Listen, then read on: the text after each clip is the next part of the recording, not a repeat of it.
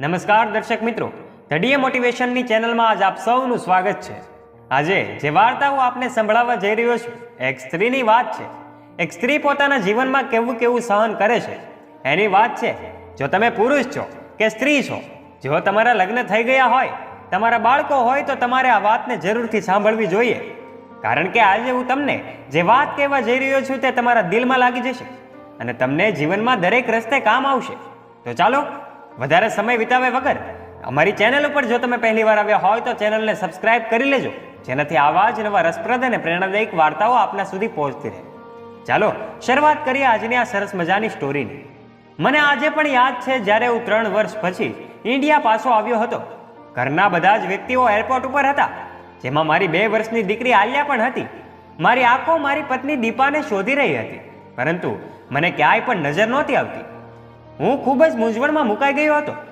બધા જ પરિવારના લોકોને મળીને મેં મારી દીકરીને બાહોમાં લીધી, મારા ગોદમાં લીધી. તો તે જોરથી રડવા લાગી. તો મારી બહેને કહ્યું, રાજીવ, લાવ આલિયાને મને આપી દે.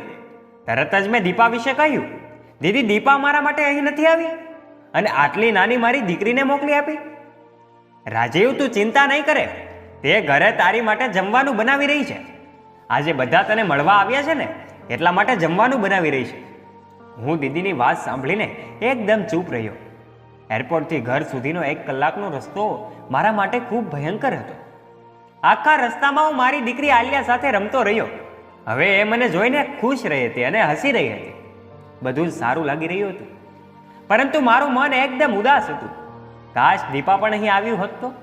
3 વર્ષ થઈ ચૂક્યા છે, એનું મોઢું મેં નથી જોયું. શું જમવાનું બનાવવું વધારે મહત્વનું હતું કે પછી મને મળવાનું? મારા મગજની અંદર અજીબ પ્રકારના સવાલ આવી રહ્યા હતા. ધીમે ધીમે ઘરના દરવાજા સુધી પહોંચી ગયા. દીપા પહેલેથી જ ગાડીનો અવાજ સાંભળીને ત્યાં પહોંચી ગઈ હતી.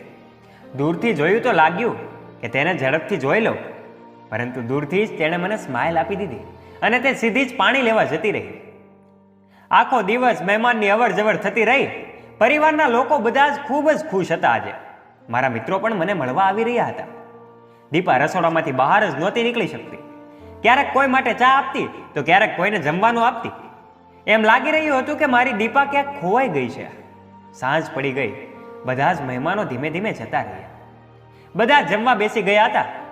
મેં વિચાર્યું કે મારે દીપાને કંઈક મદદ કરવી જોઈએ. સવારથી તે કામમાં લાગેલી છે. હું ઊભો થયો અને તરત જ મમ્મીએ મને કહ્યું, રાજીવ, અહીં મારી પાસે આવ, અહીં બેસ. મમ્મી થોડી વારમાં આવ્યો. મારી દીપા જોડે વાત કરવી છે. તું પહેલા અહીં આવ. તે કામ છોડીને તારી સાથે વાત નહીં કરે, અને આમ પણ તે કશું કામ ક્યાં કરે જ છે, કંઈ જ નથી કરતી. આજે વળી કામ કરે છે અને કરવા દે. હું ખૂબ જ ઉદાસ હતો, કારણ કે આજે હું આ બીજી વખત સાંભળી રહ્યો હતો દીપાના વિરોધમાં આગ મારા દિલમાં લાગી ચૂકી હતી. જ્યારે મારી મમ્મી અને બહેને દીપાને કામ ન કરવાનું સંભળાવ્યું અને મમ્મી પણ દીપાને ખીજાવા લાગી, તો હું પણ ચૂપ રહીને બેસી ગયો અને વિચારવા લાગ્યો કે મમ્મી સાચું જ કહી રહી છે, કેમ કે તે મારી મમ્મી છે. તે ખોટું કઈ રીતે કહી શકે? રાત્રે જ્યારે બધા સુવા જતા રહ્યા તો દીપાથી કઈ વાત કરવાનો મોકો મને મળી ગયો. દીપાને મેં કહ્યું, દીપા, તું આટલી ચૂપ કેમ રહે છે? તું તો ખૂબ જ વધારે બોલકી હતી. યાદ છે તને કે ઓફિસમાં તને અમે બધા ચૂપ કરાવવામાં જ રહેતા હતા અને તું બોલતી જ રહેતી હતી. કોઈને કોઈ સાથે હંમેશા લડાઈ ઝઘડો કરવાનો, અને એમ કહેવાય કે હું અને દીપા એક જ ઓફિસમાં પહેલા નોકરી કરતા હતા. દીપા મને પહેલા દિવસથી જ પસંદ આવી ગઈ હતી. જ્યારે તે પહેલા દિવસે નોકરી પર આવી ત્યારે એકદમ માસૂમ હતી, પરંતુ બોલવામાં તે ખૂબ જ માહિર હતી અને હોશિયાર પણ એટલી જ. અમે બંને એક જ ઓફિસમાં 3 વર્ષ સુધી નોકરી કરી. મને બહાર જવાનો મોકો મળી ગયો. મારી નોકરી મેં છોડી દીધી. મમ્મીને રાજી કર્યા, પરંતુ એ ખૂબ જ મુશ્કેલ કામ હતું, કારણ કે મને દીપા જોડે પ્રેમ થઈ ગયો હતો અને મમ્મીને માંડ કરીને મેં રાજી કર્યા. અમે બંને ધીમે ધીમે એક થઈ ગયા. હું માત્ર 1 જ મહિના માટે મારા લગ્નમાં આવી ચૂક્યો હતો અને લગ્ન થઈ ગયા પછી સંબંધીઓને ત્યાં જમવાનું અને આમ તેમ જવામાં સમય જતો રહ્યો. આખો મહિનો એમ જ જતો રહ્યો, ખબર જ ન પડી. ત્યાર પછી થોડી વાર માટે દીપાએ કહ્યું, રાજીવ, હું તો બહુ થાકી ગઈ છું. આટલું દીપા બોલી ત્યાં તો તેની દીકરી રોવા લાગી અને દીપા તેને ચૂપ કરાવવામાં અને સુવડાવવામાં લાગી ગઈ. હું ક્યારેય ઊંઘી ગયો મને ખબર જ ન રહી. સવારે મારી દીકરી રડી રહી હતી, તેથી મારી આંખો ખુલી ગઈ. દીપા, આલિયા કેમ રડી રહી છે? આલિયા જોર જોરથી રડવા લાગી હતી. તેથી મારી ઊંઘ ઉડી ગઈ. દીપા તું ક્યાં છે? આવું કહીને હું મારી દીકરી આલિયાને લઈને બહાર આવ્યો તો દીપા રસોડામાં હતી. મારા કાનમાં મારા મમ્મીનો અવાજ આજે સંભળાઈ રહ્યો હતો, ચણાનો લોટ ઓછો છે, વધારે લાવજે. બધા જ લોકો જમી રહ્યા હતા અને માત્ર દીપા જ નહોતી, અને તે નહોતી જમી રહી. મમ્મીએ મને જોયો તો મને બોલાવી લીધો. આવી જા દીકરા, નાસ્તો તૈયાર છે. તારા બધા જ બહેન ભાઈ અહીં નાસ્તો કરી રહ્યા છે, તું પણ આવી જા. ત્યારે રાજીવ બોલ્યો, મમ્મી દીપા ક્યાં છે? ત્યારે મારી બહેન બોલી, આલિયાને મને આપી દે, તું ફ્રેશ થઈ જા. આલિયાને હું સંભાળી લઈશ. આજે ફરીથી દીપા એકલી રસોડામાં, અને બધા જ પરિવારના લોકો જમી રહ્યા હતા. કમસે કમ 20 લોકો તો પરિવારમાં હશે જ. અને દીપા એકલી તેની માટે રસોઈ બનાવી રહી હતી. એને કોઈ જ મદદ નહોતું કરી રહ્યું. મમ્મી તો કહેતી હતી કે દીપા કંઈ કામ નથી કરતી, માત્ર કાલે જ કર્યું હતું. તો આજે આ શું છે? દીપા તારું અને મારું જમવાનું લઈને આવ.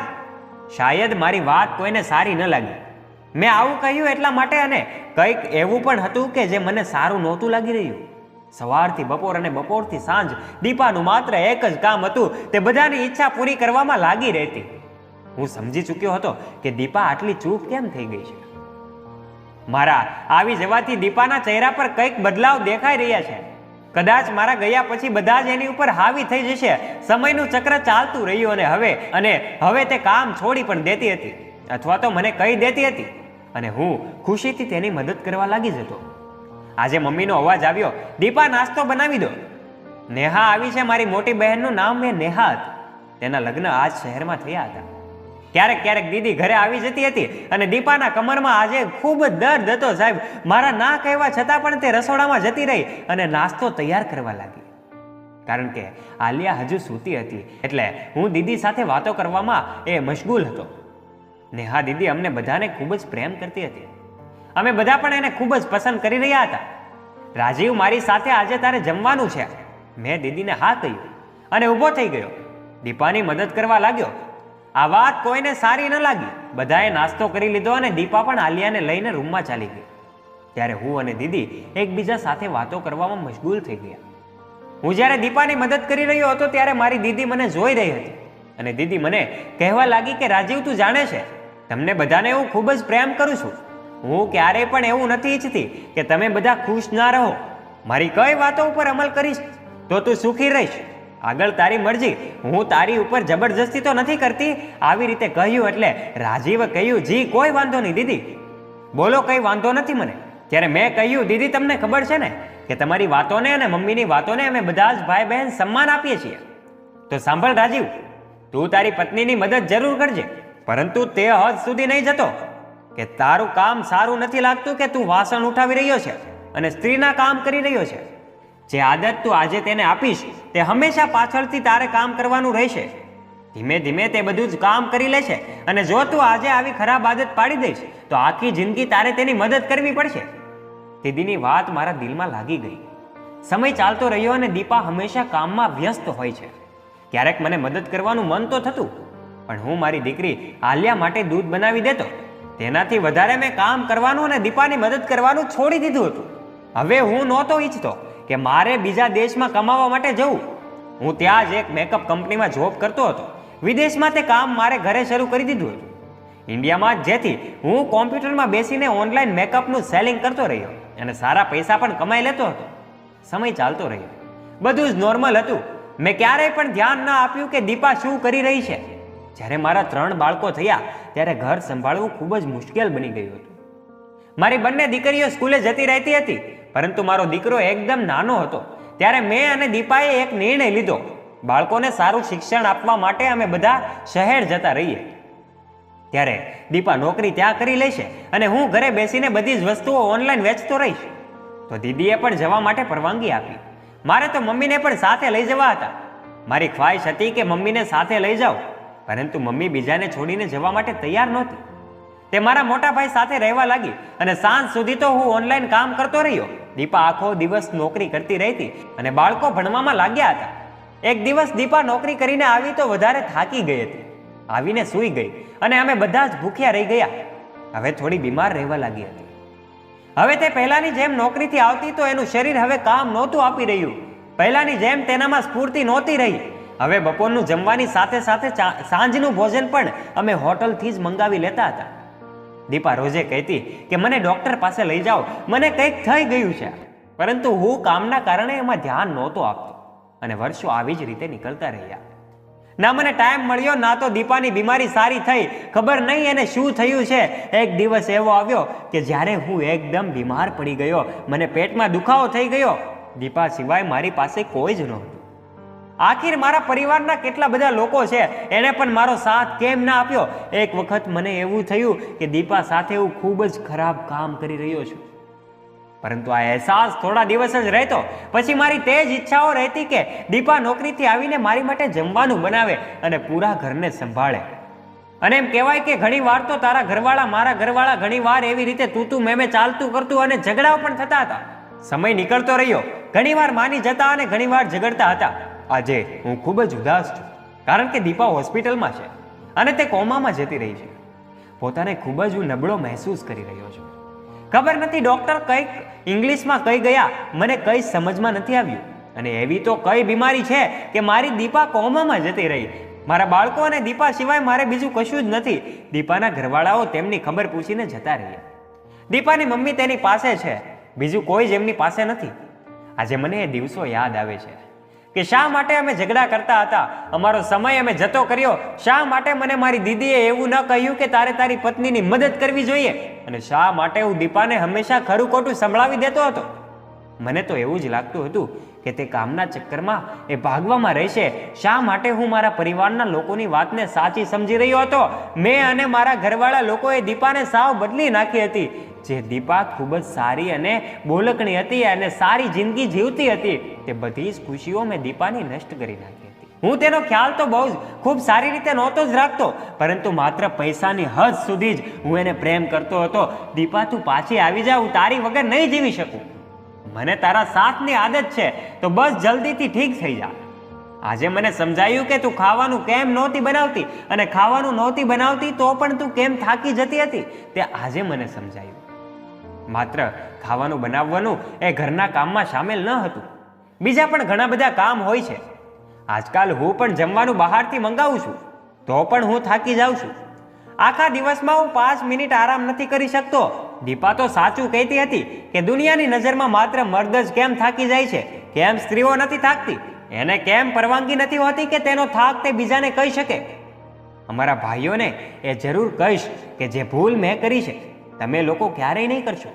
તમારી પત્ની માટે હંમેશા તમે ટાઈમ કાઢો, તેના કામમાં મદદ કરો, કારણ કે તે બધી જ વસ્તુઓને પસંદ કરે છે અને તમે ઈચ્છા રાખો છો કે તમારી પત્ની હંમેશા જવાન અને હસતી રહે.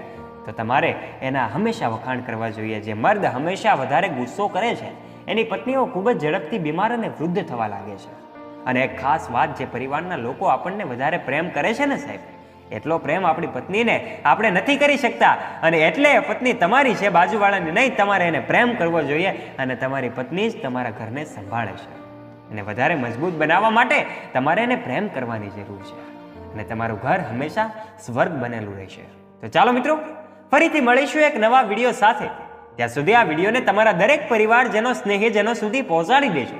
અને જો તમે ચેનલ પર નવા છો તો આજે જ અમારી ધ ડીએ મોટિવેશન નામની યુટ્યુબ ચેનલને નીચે રહેલું બેલ આઇકન પ્રેસ કરીને સબસ્ક્રાઇબ કરી લેજો, જેનાથી અમારા આવા જ નવા મોટિવેશનલ વિડીયોઝ અને પ્રેરણાદાયક વાર્તાઓ આપના સુધી પહોંચતી રહે. અને હા, આ વિડીયોને અંત સુધી જોવા બદલ આપ સૌ મિત્રોનો ખૂબ ખૂબ આભાર. ધન્યવાદ.